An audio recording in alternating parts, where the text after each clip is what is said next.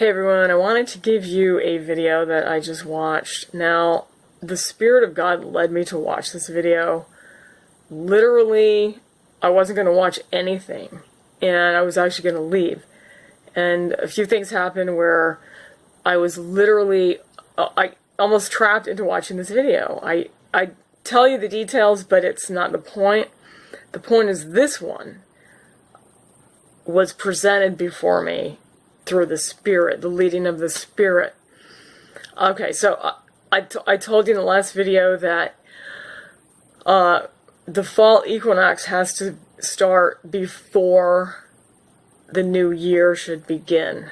And this year, Israel started their Feast of Trumpets New Year, Rosh Hashanah, on the day, a few days before the fall equinox, instead of after.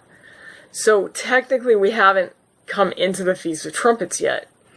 Now I know many are looking at tabernacles and there's a 7-day extension because of King Solomon, and you know, that's great, you know, the more the better, but I want you to know that this is, I think this is really the case with this calendar, the truth of the calendar when the year starts. And so doesn't mean we know exactly that this is the one God's going to use, but either way, I want to show you this, and so that would be October 17th and 18th would be the Feast of Trumpets. So I'm going to show you this quick clip from a video. I've never seen him before, and I don't know anything about him, actually. But my job is to be led by the Spirit and just give you what He shows me. This is what He showed me. This is all He showed me. So watch this clip, and there were some very interesting comments actually under the video. One of which said that I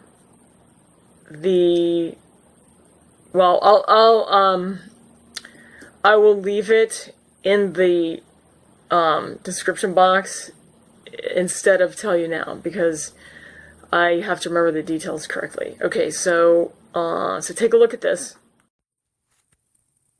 Here's the video as promised. I mentioned it in the previous video that God gave me a sign, an ultimate sign, that the rapture will be next weekend. That's right. As I said, on Monday I was sitting at my chair, the desk, and I was contemplating upon the stellarium, and I said, Lord, show me just one sign that you are really coming. And of course the moon was at the feet right there when I was looking. It was date 17, 18, it was there. And the voice prompted me, push the moon backwards to where the sun is. And I pushed the moon backward where the sun is. And wow, what I saw was just, just amazing. Just amazing.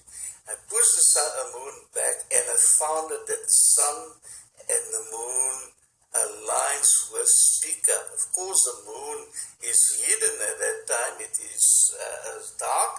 And the reason why it is dark is because it is behind the earth. So then I also placed the earth in there.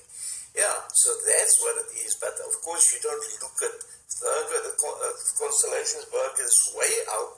And of course, we know the sun is, but this is just a picture for you here. It's more way out, that way out. And of course, you have the moon and the earth in the distance. But this is a way to explain it to you. It is far away from the speaker. It's not on that side. Nevertheless, yeah, that's a thought. But what I want to ask you is, please share this with every watchman. Not many, there's just one or two that I know that is aware of a Feast of Trumpets. Everybody think yes, Feast of Trumpets is gone and forgotten, and some are looking forward to next year. However, that is not the case. Feast of Trumpets must be fulfilled this coming year to fulfill Daniel 9, 24, 27. The timeline must be in line. Otherwise, if it doesn't come, that the next year it will not work. Even Psalm 90 verse 80 will be out of touch. So it has to be this coming year. Yes, and Jesus did say he is coming at a time you think not. And you think that Feast of Trumpets is past, but it is still coming, and that will be next weekend. Okay? Let's discuss this further here. And